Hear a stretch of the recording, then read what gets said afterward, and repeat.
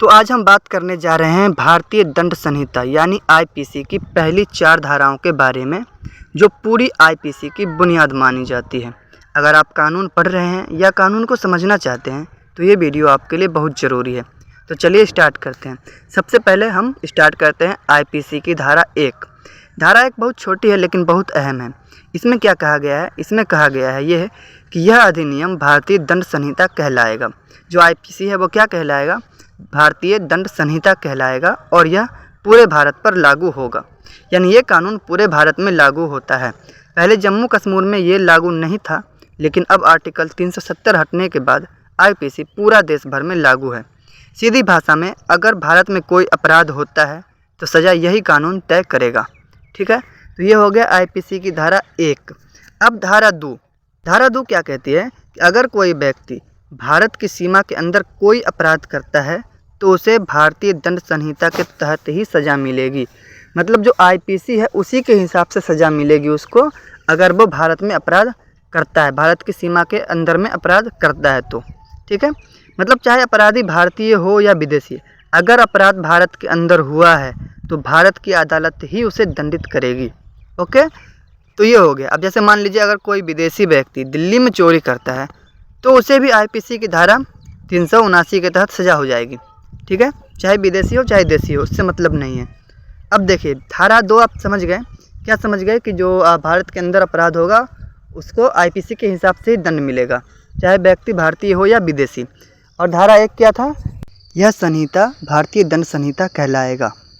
अब धारा 3 समझिए। देखिए धारा 3 है भारत के बाहर अपराध करने पर दंड। आईपीसी की धारा 3 बताती है कि अगर कोई भारतीय व्यक्ति विदेश में कोई अपराध करता है तो उसको आईपीसी के हिसाब से भारत में सज़ा दी जा सकती है, लेकिन उसके पीछे कुछ कंडीशन है।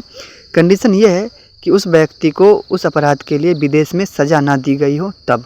क्योंकि भारत में जो कानून है, एक और कानून है, वो ये है कि एक अपराध के लिए 2 बार सज़ा नहीं मिलती। मतलब अगर विदेश में उसने गुनाह किया है तो वहाँ का कानून के हिसाब से उसको सज़ा मिलेगी। अगर वहाँ नहीं मिलती है सज़ा तो उसको भारत आने पर उसको आईपीसी के हिसाब से जो होगी सज़ा मिलेगी। उस पर आईपीसी की धारा 3 के हिसाब से मुकदमा चलाया जाएगा। तो ये हो गया आईपीसी की धारा 3। अब समझिए आईपीसी की धारा 4। देखिए धारा 4 जो है सो विदेश में किए गए अपराध पर ही थोड़ा सा डिटेल में बताती है। इसमें क्या है कि देखिए इसमें कुछ कंडीशन है। कंडीशन ये है कि अगर कोई व्यक्ति जो भारत का है या भारत के बाहर का है, ठीक है, किसी भारतीय पंजीकृत जहाज़ या विमान पर कोई अपराध करता है तो उस पर आईपीसी लागू होगा। कहने का मतलब ये है कि अगर भारतीय जहाज़ है जो इंडिया से उड़ा, जो इंडिया में रजिस्टर्ड है, उस पर कोई भारतीय व्यक्ति या फिर कोई विदेशी व्यक्ति अपराध करता है तो उसको भी आईपीसी के हिसाब से ही सज़ा दी जाएगी। तो ये हुआ।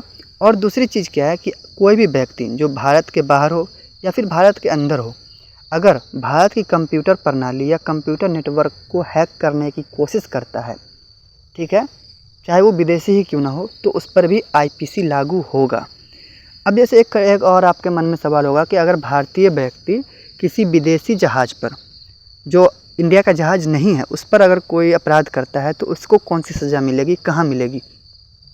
तो देखिए उसको जो है सो उसी देश में सज़ा मिलेगी जिस देश में वो जहाज़ रजिस्टर्ड है।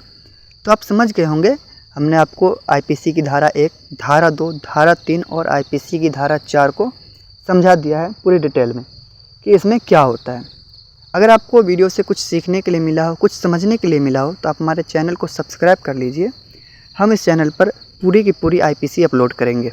यानी आज 1 से 4 तक डाला है, तो नेक्स्ट जब हम डालेंगे तो 5 से स्टार्ट करेंगे। ठीक है, तो आप हमारे साथ बने रहिए। मिलते हैं अगली वीडियो में, तब तक के लिए गुड बाय।